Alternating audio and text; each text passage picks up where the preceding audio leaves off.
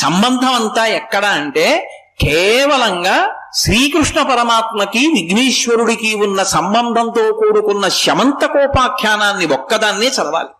ఎందుకని? కథ చదవండి అంటే ఎక్కడెక్కడవో శివమహాపురాణంలోనివి ఇంకో దాంట్లోవి తెచ్చి చదివారా చదవలేదా అని అడగలేదు కల్పంలో. చదివితే తప్పని నేను చెప్పట్లేదు, కానీ చదివి తీరవలసినది మాత్రం శమంతకోపాఖ్యానం. పరాశర మహర్షి చేత రచింపబడినటువంటి విష్ణు పురాణం, వ్యాసుని చేత రచింపబడినటువంటి స్కాంద పురాణం శమంతకోపాఖ్యానానికి ఆధారాలు. నిజానికి శ్రీకృష్ణుడు ఎందుచేత నీలాప నిందలు పొందవలసి వచ్చింది అంటే ప్రసేనుడితో కలిసి ఆయన వేటకి వెళ్ళాడు. సత్రాజిత్తు సూర్యుడి యొక్క అనుగ్రహంతో శమంతకమణిని సంపాదించాడు. సంపాదించినటువంటి శమంతకమణి రోజు బంగారం ఇస్తుంది. బంగారం ఒకటే కాదు, దానికి ఒక లక్షణం ఉంది. అది ఎక్కడ ఉంటుందో అక్కడ దుర్భిక్ష ఉండదు, అనావృష్టి ఉండదు, అతివృష్టి ఉండదు, ఈతి బాధలు ఉండవు, వ్యాధులు ఉండవు, అగ్ని సంబంధమైన ఉపద్రవాలు ఉండవు, అకాల మరణాలు ఉండవు. కానీ శమంతకమణిని ధరించాలి అంటే అంతఃశౌచము బహిశౌచము రెండు ఉండాలి. మనసు శౌచంతో ఉండాలి, ఏ విధమైనటువంటి అపవిత్ర భావనలు ఉండకూడదు. పైకి శరీరం అపవిత్రమై ఉండకూడదు. ఆ సత్రాజిత్తు శమంతకమణిని ధరించి వస్తుంటే సూర్యుడు వస్తున్నట్లుగా అనిపించింది. కృష్ణ భగవానుడు పిలిచన్నాడు, ఆయన తలుచుకుంటే ఇవ్వలేడు. శ్రీయప్పతి లోకానికి మార్గదర్శనం చేయడానికి దేశాభ్యున్నతి కొరకు ఆ మణిని నువ్వు తీసుకెళ్లి ఉగ్రసేనుడికి ఇవ్వయా, అది పెట్టే బంగారంతో దేశాభివృద్ధి చేస్తాడు మహారాజు అన్నాడు. కృష్ణుడు అడిగాడు, అసలే చిన్నతనం నుంచి వెన్న దొంగ అని పేరు, తన దగ్గర మణి ఎత్తుకుపోతాడేమోనని కృష్ణుడి పట్ల అపవిత్రమైన భావన చేశాడు సత్రాజిత్తు. చేసి మణిని పట్టుకెళ్లి తన తమ్ముడు ప్రసేనుడికి ఇచ్చాడు. ఎందుకైనా మంచిది, వీడి జాగ్రత్తగా ఉంచుతాడని. ప్రసేనుడు వేటకి బయలుదేరాడు. ప్రసేనుడితో కృష్ణుడు కూడా వెళ్ళాడు. అది భాద్రపద మాసంలో వచ్చినటువంటి శుక్లపక్ష చవితి ప్రదోష వేళ అయింది. ఈ ప్రసేనుడు శరీర శోధనకి వెళ్ళాడు. శరీర శోధన అంటే మూత్ర విసర్జన చేయడం. మూత్ర విసర్జన చేశాడు. అరణ్యంలో కాళ్ళు కడుక్కోవడానికి అవకాశం లేదు.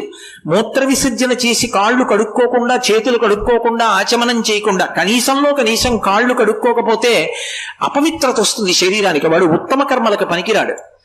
అది అపవిత్రత వస్తుంది. కాబట్టి ఏ పవిత్రమైనటువంటి చోటుకి ఇక అంగీకరింపబడడం. కాబట్టి కాళ్ళు కడుక్కోకపోతే శౌచం ఉండదు. ఆ ప్రసీనుడు మూత్ర విసర్జన చేసి కాళ్ళు కడుక్కోలేదు. కడుక్కోకుండానే శమంతకమణిని ఒంటి మీద ఉంచుకున్నాడు. అలా అపవిత్రత ఉంది కాబట్టి ఇప్పుడు చంపేస్తుంది శమంతకమణి. అందుకని సింహం వచ్చి ప్రసేనుడిని చంపేసింది. అది ప్రదోష వేళ, చీకటి పడిపోయింది, కనపడలేదు ప్రసేనుడు. చీకట్లో ఏం వెతుకుతానని కృష్ణుడి ఇంటికి వెళ్ళిపోయాడు. ప్రదోష వేళలో ప్రసేనుడి కోసమని తలెత్తి చూస్తుండడంలో ఆకాశంలో చంద్రుడు కనబడ్డాడు. ఆ చంద్రుడు కనబడ్డాడు కాబట్టి నీలాప నిందలు కృష్ణుడికి రావాలి. ఇప్పుడు పాపం ఆయన ఇంటికి వెళ్ళిపోయాడు. నిన్నను అడిగాడు మణి, ఇవాళ ఇవ్వలేదు, అందుకని చెప్పేసి నా తమ్ముణ్ణి ఆయనే చంపేశాడన్నారు. మరునాడు ప్రసేనుడి యొక్క బంధువులందరినీ వెంట పెట్టుకుని కృష్ణ పరమాత్మ అరణ్యంలోకి వెళ్ళారు. ఎంత చమత్కారం అనుకుంటున్నారు. శ్రీకృష్ణ అవతారంలో బహుశः శమంతకోపాఖ్యానంలో ఆయన పడినన్ని కష్టాలు ఏ విషయంలోనూ పడలా. తీరా వెళ్ళేటప్పటికి ప్రసేనుడి గుర్రం చచ్చిపోయి ఉంది, ఎముకలు మాత్రమే ఉన్నాయి. ప్రసేనుడు లేడు, ప్రసేనుడి ఎముకలున్నాయి. ప్రసేనుడి యొక్క ఆభరణాలన్నీ ఉన్నాయి, శమంతకమణి లేదు. కృష్ణుడు అన్నాడు, ఇది బహుశः ఏదో క్రూర మృగం తినేసింది మాంసం అంతా, అందుకే ఎముకలున్నాయి అన్నాడు. వచ్చిన వాళ్ళు అన్నారు, కృష్ణుడి మీద అనుమానం కదూ ప్రసేనుడి బంధువులకి, సత్రాజిత్తు బంధువులకి. అవునులే, నిన్న రాత్రి నువ్వు చంపేసి శమంతకమణి ఎత్తుకుపోయావు, అందుకే అది ఒక్కటే లేదు, మిగిలిన నగలు ఉన్నాయి. నువ్వు చంపి వెళ్ళిపోయావు, రాత్రి సింహం తినేసి. చంపింది మాత్రం నువ్వే. అమ్మ బాబోయ్, ఎలా ఈ నీలాపనింత తప్పించుకోవడం? మళ్ళీ బయలుదేరాడు. గుర్రపు అడుగుజాడల దగ్గర సింహపు అడుగుజాడలు కనబడ్డాయి. ఇదిగో సింహం చంపింది అని సింహం వెంట బయలుదేరాడు. ఏం చెప్తున్నది అదే, సింహమే వచ్చి తినేసింది, చంపింది నువ్వు అన్నారు. సింహం అడుగుజాడల వెంట వెడితే భల్లూకం అడుగుజాడలు కనబడ్డాయి. భల్లూకం అడుగుజాడలు పట్టుకుని వెడితే ఓ గుహలోకి వెళ్ళాడు. గుహలోకి వెళ్ళడానికి కటికి చీకటి కాంతిది నీలమణి, ఆయన దేహకాంతి ఆయనకి దీపమైంది. కృష్ణం వందే జగద్గురుం. ఆ గుహలోకి వెళ్ళాడు. ఓ మంచి యవ్వనంలో ఉన్న పిల్ల ఓ పిల్లవాణ్ణి ఆ ఊయలలో పడుకోబెట్టి ఊపుతోంది. దాని మీద శమంతకమణి కట్టుంది. ఆ ఊయలలో ఉన్న పిల్ల చంటి పిల్లని ఎందుకు పెళ్లి చేసుకుంటాడండి కృష్ణుడు? ఏం చేసుకుంటాడు పెళ్లి చేసుకుని? ఆ పిల్లని పెళ్లి చేసుకున్నాడని రాయకూడదు. ఆ ఊయలలో ఉన్న పిల్లవాడు జాంబవంతుడి కొడుకు, వాడి పేరు సుకుమారుడు. యవ్వనంలో ఉండి ఊయల ఊపుతున్న పిల్ల దాది కాదు, ఆమె జాంబవతి, జాంబవంతుని కూతురు. విష్ణు పురాణంలో పరాశర మహర్షి స్పష్టంగా చెప్పారు. ఆమె కృష్ణుణ్ణి చూసింది గుహలోకి వస్తుండగా. చూస్తూనే ఆయన ముగ్ధమోహన రూపం చూసి ఆకర్షింపబడి అమ్మ బాబోయ్ తెలియక వచ్చేస్తున్నాడు, ఇంత అందంగా ఉన్నాడు, పరపురుషుడు లోపలికి వచ్చాడని తెలిసిందా? నిద్రపోతున్న మా నాన్న లేచొస్తాడు జాంబవంతుడు. లేచొచ్చాడా? యుద్ధం చేస్తాడు. చేస్తే ఈయన్ని చంపేస్తాడేమో, ఇంత అందంగా ఉన్నాడు, బహుశः శమంతకమణి కోసమే వస్తున్నాడు. ఈ మణి ఇక్కడికి ఎలా వచ్చిందో నేను ఈయనకి చెప్తున్నట్టుగా కాకుండా పాట పాడతాను, పాట ద్వారా గ్రహిస్తాడని ఆవిడంది. సింహ ప్రసేనమవధీహి సింహో జాంబవతాహత సుకుమార కమారోధీహి తవ ఏషా శమంతక అంది. సుకుమారక అంటే ఓ పిల్లాడా, ఆ ఉయ్యాల్లో పడుకున్న తమ్ముడు. వాణ్ణి చూసింది. సింహ ప్రసేనమవధీహి, సింహం ప్రసేనుణ్ణి చంపింది, ప్రసేనుణ్ణి జాంబవంతుడు చంపాడు, జాంబవంతుడు శమంతకమణి తెచ్చాడు, అదిగో వేలాడుతోంది. ఓ పిల్లాడా అది నీకేరా ఏడవకంది. అంటే ఏమిటి దాని అర్థం? పిల్లాడికి అర్థం అవుతుంది నా చంటి పిల్లాడికి, వచ్చిన కృష్ణుడికి చెప్పాలని, నాన్నకి తెలియకూడదు చెప్తున్నట్టు. ఏడుస్తున్న పిల్లాడికి మణిని చూపించి చెప్తున్నట్టు పాట పాడింది. లేచి రానే వచ్చాడు జాంబవంతుడు. వచ్చాడు, యుద్ధం ప్రారంభమైంది.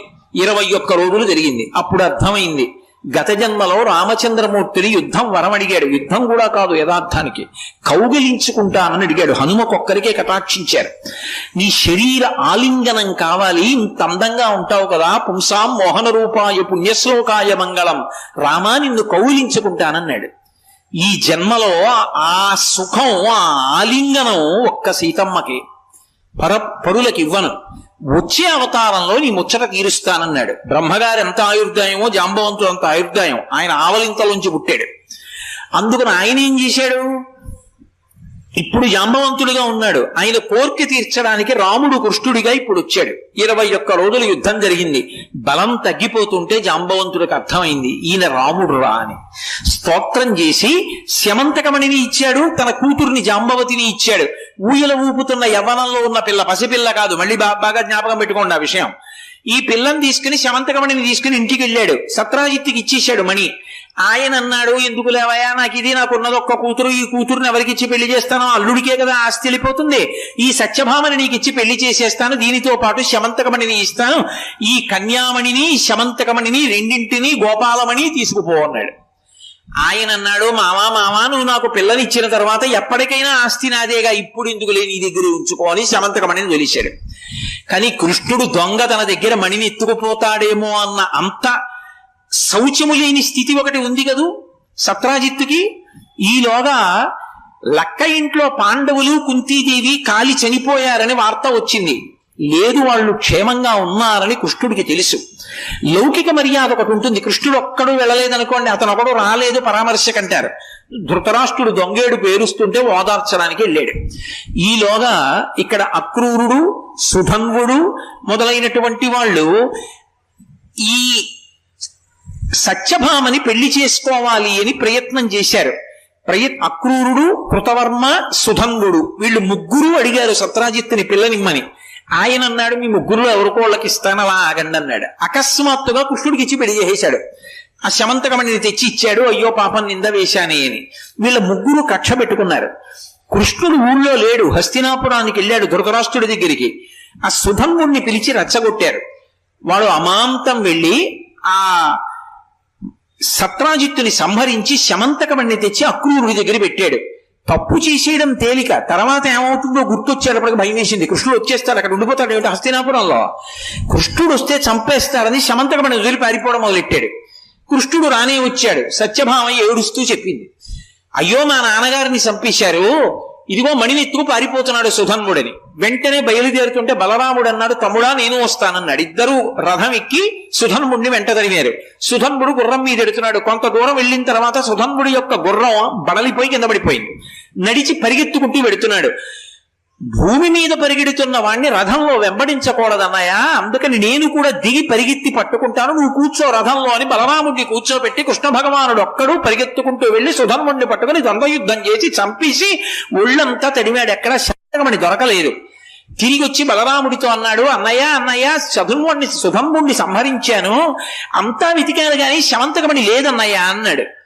నువ్వు ధూర్తగోపాలుడివిరా, చిన్నతనం నుంచి దొంగతనం నీకు అలవాటే, శమంతకమణి దొరికిందంటే అన్నదమ్ములం పంచుకోవలసి వస్తుందని దొరకలేదని నీ ఒక్కడివి దాచుకుందాం అనుకుంటున్నావు. నీ దొంగతనాలు నేను పడలేను, నీతో కలిసి ఉండను, నేను జనక మహారాజు గారి విదేహరాజ్యానికి వెళ్ళిపోతున్నానని కృష్ణుణ్ణి వదిలిపెట్టి బలరాముడు వెళ్ళిపోయాడు. ఇదెక్కడి ప్రారంధం రా, ఒకటి తప్పించుకుందాం అంటే ఇంకో నిందొస్తోంది నాకని ఇంటికి వెళ్ళాడు. ఇంటికి వెళ్ళి సేద తీరుదామని పాపం సత్యభామ దగ్గరికి వెళ్ళాడు. ఆవిడంది, మా నాన్నగారు కదా మీకు శమంతకమణి ఇచ్చారు, సత్యభామ తండ్రి శమంతకమణి ఇచ్చాడు అంటే జాంబవతి ఏమంటుంది? అసలు మా నాన్నగారు కదూ, జాంబవంతుడు కదూ, ప్రసేనుండి సంహరించి తీసుకొచ్చింది, మా నాన్నగారు గెలుచుకున్నారు, వీరత్వంతో గెలుచుకుని అది ఇచ్చారు, మా నాన్నగారు ఇస్తే సత్యభామ తండ్రి ఇచ్చారంటారేంటి మీరు అని సత్యభామ తండ్రి ఇచ్చాడనేటటువంటి కీర్తి జాంబవతి ఒప్పుకోదని, జాంబవతి మీద ప్రేమతో ఆ మణి కనపడలేదని చెప్తున్నారు. మీరు జాంబవతి దగ్గర పెట్టారు, నా దగ్గరికి వచ్చారు అని సత్యభామ నిందించింది. అమ్మ బాబోయ్ ఇదెక్కడ కూడా అనుకుని జాంబవతి దగ్గరికి వెళ్ళాడు. ఆవిడంది, మా నాన్న ప్రసేనుణ్ణి చంపి మణిని తీసుకొచ్చాడు, నన్ను మణిని మీకిచ్చాడు, కానీ మా నాన్నగారు మణినిచ్చారు అంటే సత్యభామ నొచ్చుకుంటుంది, అసలు సత్రాజిత్తు కదా సూర్యుడి దగ్గర నుంచి తెచ్చాడని కీర్తి ఆయనకి కట్టబెడదామని మణి పోయిందని చెప్పి సత్యభామ దగ్గర దాచారు. పాపం మా నాన్నగారు ఇచ్చిన మణి ఆయన వాళ్ళ నాన్నగారు ఇచ్చినట్టు చెప్పాలనుకుంటున్నారు, మీది తప్పని జాంబవతి చెప్పి పొడిచింది. ఇదేంటి ఎక్కడికెడితే అక్కడే విందలే, అసలు శమంతకమనే ఇది అనుకునేలోగా అది ఎక్కడుందో కనపడలేదు. ఎక్కడుంది? అక్రూరుడి దగ్గర ఉంది. అక్రూరుడు ఏం చేశాడు, ఆ మణి చేత్తో పట్టుకున్నాడు. పట్టుకున్న తర్వాత చిచి కృష్ణ భగవానుడికి దూరం అయ్యాను, తప్పు పని చేశానని మనశ్శాంతి కోసం కాశీ వెళ్ళిపోయాడు. కాశీ వెళ్ళేటప్పటికి మనశ్శాంతి కలిగింది, మళ్ళీ భక్తి కలిగింది, అంతఃశౌచం కలిగింది, బహిశౌచం కలిగింది. రోజు పెట్టిన బంగారంతో అన్నదానం చేస్తున్నాడు. కాశీ పట్టణం సస్యశ్యామలంగా ఉంది. ఇక్కడ కృష్ణ భగవానుడికి లేనిపోని నిందలన్నీ వచ్చి తలపట్టు కూర్చున్నాడు. ఓ రోజున నారదుడు వచ్చాడు. ఏమిటి నారదా, ఎంత ప్రయత్నం చేసినా పోకపోగా నింద మీద నింద, నింద మీద నింద వస్తోంది, ఏమిటిదంతా అని అడిగాడు. ఏమీ తెలియని వాళ్ళే, సర్వజ్ఞుడై ఉండి కూడా. నారదుడు అన్నాడు, ప్రసేనుడితో కలిసి వేటకెళ్ళినప్పుడు భాద్రపద శుక్లపక్ష చవితి నాడు తలెత్తి చూశావు, చంద్రుడు కనబడ్డాడు, అందుకని నీలాపనింద. ఎందుకు భాద్రపద శుక్ల చవితి నాడు నీలాపనిందలు ఎందుకు వస్తాయి అంటే, అప్పుడు నారద మహర్షి చెప్పారు, మహానుభావుడు ఆ విఘ్నేశ్వరుణ్ణి చంద్రుడితో పోలుస్తారు. శుక్లాంబరధరం విష్ణుం శశివర్ణం అంటున్నాం కదా. శశి అంటే చంద్రుడు, చంద్రుడి యొక్క కాంతి. ఆయన అన్ని లోకాలు తిరుగుతుంటాడు విఘ్నేశ్వరుడు. భాద్రపద శుక్ల చవితి ఆయన అవతార స్వీకారం చేసిన రోజు. అన్ని లోకాలు వెడుతూ ఆయన చంద్రమండలానికి కూడా వెళ్ళాడు. చంద్రమండలానికి వెళ్ళేటప్పటికి చంద్రుడు చూశాడు. చంద్రుడు చాలా అందగాడు అని కవులు పురాణాల్లో కావ్యాల్లో వర్ణిస్తారు. విఘ్నేశ్వరుడు పైకి మరుగుజ్జుగా ఉంటాడు, పెద్ద లంబోదరం, గజవక్త్రం, తొండం ఇవన్నీ ఉంటాయి. ఆ పైనుంచి చంద్రుడు చూసి ఎలా ఉన్నాడో చూడని పక పక పక పక నవ్వాడు. విఘ్నేశ్వరుడు చూశాడు, ఒరే పైకి అందంగా ఉండడం కాదురా, లోపల అందంగా ఉండాలి మనిషి. నీకు అహంకారం పెరిగిపోయింది, పైకి అందంగా ఉంటానని. అసలు తప్పులన్నీ నీవి, అందరు భార్యలతో సమానంగా ఉండకుండా ఒకప్పుడు కుష్ఠవ్యాధిగ్రస్తుడవయ్యావు, మర్చిపోయావు చేసిన తప్పులు. కాబట్టి నీకు శాపం ఇస్తే తప్ప నీ అహంకారం పోదని, నిన్ను ఎవరైనా చూస్తే వాళ్ళకి నీనాపనిందలు వస్తాయని చెప్పించాడు. చీకటి పడేటప్పటికి జనులందరూ బయటకు వచ్చి, బాబాయ్ చంద్రుడు కనపడతాడేమో, ఇదో పెద్ద గొడవ, ఈనోడు ఆకాశంలోని నింద చేయడం మొదలెట్టారు. అందరూ తలపైకెత్తి చూడడం మానేశారు. అప్పటి వరకు చంద్రుడిని చూసి కవిత్వాలు చెప్పిన వాళ్ళందరూ చంద్రుడు అన్న పేరెత్తడం మానేశారు, చూడడం మానేశారు. సిగ్గుపడిపోయి ఎందుకు నేను రాత్రుళ్ళని చెప్పి చంద్రుడు పాలసముద్రంలోకి వెళ్ళిపోయాడు. చంద్రుడు పాలసముద్రంలోకి వెళ్ళిపోతే ఓషధులు ప్రకాశించడం మానేశాయి. ఓషధులు అంటే వరి గోధుమలు ఇవన్నీ కూడా అవి పండడం మానేశాయి. అప్పుడు దేవతలందరూ బ్రహ్మగారి దగ్గరికి వెళ్ళారు. ఇదేమిటండి చంద్రుడు పాలసముద్రంలోకి వెళ్ళిపోయాడు ఎలాగా మరని అంటే, ఆయన అన్నాడు, గణపతి మహానుభావుడు, పరమ, అందుకే ఆయన పూజలో అసుతోషాయ నమః అని ఒక నామం. చిన్న పని చేస్తే చాలు పొంగిపోతాడు, ఇంత గరిక వేస్తే చాలు పరవశిస్తాడు. కాబట్టి చంద్రుణ్ణి విఘ్నేశ్వర వ్రతకల్పం చేసి విఘ్నేశ్వరుడి దగ్గరికి వెళ్ళమన్నారు. పాలసముద్రం దగ్గరికి వెళ్ళి పిలిచారు చంద్రుణ్ణి. ఆయన చవితి నాడు వ్రతం చేసి విఘ్నేశ్వరుడి దగ్గరికి వెళ్ళాడు. ఇప్పుడు విఘ్నేశ్వరుడు అన్నాడు, ఒరే నువ్వు చేసిన తప్పు ఒప్పుకున్నావురా, తప్పు ఒప్పుకున్నవాడు చాలా గొప్పవాడురా, నీ తప్పు చేయలేదని వాదించిన వాడు కాదు, తప్పు ఒప్పుకున్నవాడు గొప్పవాడు, అందుకే నిన్ను చూస్తే నాకు ఎంత సంతోషంగా ఉందో తెలుసా అని ఆయన నృత్యం చేశాడు విఘ్నేశ్వరుడు. ఎవరు చెయ్యాలి? చంద్రుడు చెయ్యాలి. అమ్మయ్య పోన్లే ఇన్నాళ్ళకి విఘ్నేశ్వర కటాక్షం కలిగిందని. చంద్రుడు చేయలేదు, ఆయన చేశాడు. అంత ప్రసన్న హృదయుడు, అందుకే నృత్య గణపతి స్వరూపం వచ్చినప్పుడు. అటువంటి గణపతి 365 రోజుల్లో నిన్ను ఏ రోజు చూసినా పర్వాలేదు, ఒక్క ఈ శుక్లపక్ష చవితి నాడు మాత్రం చూడకూడదు భాద్రపద మాసంలో, నా అవతారం స్వీకారం జరిగిన రోజున. సరేనన్నారు. ఆ ఒక్కరోజు జాగ్రత్తగా ఉండడం మొదలుపెట్టారు. అది చెప్పి నారదుడు అన్నాడు, కృష్ణ నువ్వు ఆ రోజున ఆకాశంలో చంద్రబింబాన్ని చూశావు, అదిగో అందుకు నీలాపనిందలు. మరి ఏం చేయమంటావు నన్ను? వ్రతకల్పం చెయ్యి. విఘ్నేశ్వర వ్రతకల్పం చేస్తే విఘ్నేశ్వరుడు ప్రత్యక్షం అవుతాడు. అందుకే సంకటహర చతుర్దశి నాడు పూజ చేసేటప్పుడు పక్కన చంద్రుణ్ణి కృష్ణుణ్ణి కూడా పెట్టి చేస్తారు. కృష్ణాలయంలో మరీ విశేషంగా చేస్తారు. అసలు దాని కల్పమే వేరు. కాబట్టి విఘ్నేశ్వర వ్రతకల్పం చేశాడు. విఘ్నేశ్వర వ్రతకల్పం చెయ్యగానే విఘ్నేశ్వరుడు ప్రత్యక్షం అయ్యాడు మేనమామ ముందు. మావా ఇవాళతో నీ కష్టాలన్నీ పోయాయి, నీకు నీలాపనిందలు పోయాయి, ఏ ఇబ్బంది ఉండదు, అదిగో కాశీపట్టణంలో ఉన్నాడు అక్రూరుడు, అక్కడుంది శమంతకమణి, అక్రూరుడికి కబురు చెయ్యి అన్నాడు. అక్రూరుడికి కబురు చేశాడు కృష్ణుడు. అమ్మయ్య కృష్ణుడు నన్ను పిలిచాడు అంతే చాలని అక్రూరుడు పరిగెత్తుకొచ్చాడు. ఇదిగో నా దగ్గరుంది శమంతకమణి, సుధంబుడు చంపి సత్రాజిత్తు దగ్గర నుంచి తీసుకొచ్చాడు, కృష్ణ తీసేసుకోమన్నాడు. కృష్ణుడు అన్నాడు, నా దగ్గరొద్దు, అంతఃశౌచం బహిశౌచం ఉన్నవాడివి నువ్వు నీ దగ్గరే ఉంచుకుని ద్వారకానగరంలో ఉండన్నాడు. అక్రూరుడు ద్వారకానగరానికి రాగానే చక్కగా వర్షాలు పడ్డాయి, అతివృష్టి అనావృష్టి చీడ పీడ అంటువ్యాధులు అన్నీ పోయాయి. మహాభక్తుడు అక్రూరుడు ద్వారకానగరంలో ఉండిపోయాడు. శమంతకమణి దొరికింది, జరిగిన కథ తెలిసింది, నీలాపనిందలన్నీ పోయాయి. కృష్ణుడు అన్నాడు, మేనల్లుడా విఘ్నేశ్వరుడా, నేను కాబట్టి ఇంత కష్టపడి ఈ శమంతకమణి ఎక్కడుందో పట్టుకోగలిగాను. సామాన్యుడైన మనుష్యుడి మీద నీలాపనిందలు పడితే ఎలా తట్టుకుంటాడు? కుంగి కృషించి శరీరం వదిలేయడు. అందుకని భాద్రపద శుక్ల చవితి నాడు కూడా నీలాపనిందలు రాకుండా ఉండాలంటే ఏం చెయ్యాలో శాపావకాశం ఇయ్యన్నాడు. అంటే విఘ్నేశ్వరుడు అన్నాడు, మామయ్య మన ఇద్దరి మధ్య జరిగిన ఈ కథ ఉందే శమంతకోపాఖ్యానం, ఇది చదువుకుంటే చాలు. విఘ్నేశ్వర చవితి నాడు ఇదొక్కటి చదువుకుంటే ఆకాశంలో చంద్రుణ్ణి చూసినా నీలాపనిందలు రావు. ఒకవేళ ఈ కథ ఇన్ని మలుపులతో ఉంది కదా, ఈ మలుపులన్నీ మాకు ఎక్కడ జ్ఞాపకం ఉంటాయండి అంటే, అదిగో గురువాణి వాళ్ళు కాకినాడలో ఈసారి శమంతకమణికి సంబంధించిన వృత్తాంతాన్నంతటినీ యథాతథంగా కథ ప్రచురణ చేసి పుస్తకాలన్నీ కూడా ఉచితంగా పంచిపెట్టారు. ఓ పుస్తకం సంపాదించుకుని సక్రమంగా కథ చదువుకోవడం. ఒకవేళ పుస్తకం దొరకలేదండి అంటే ఒక్క శ్లోకం చదువు చాలని చెప్పారు. సింహ ప్రసేనమవధీహి సింహోజాంబవతాహత సుకుమార కమారోధీహి తవ ఏషా స్యమంతక. ఆ సుకుమారుడు ఎవరో కాడు, మనమే.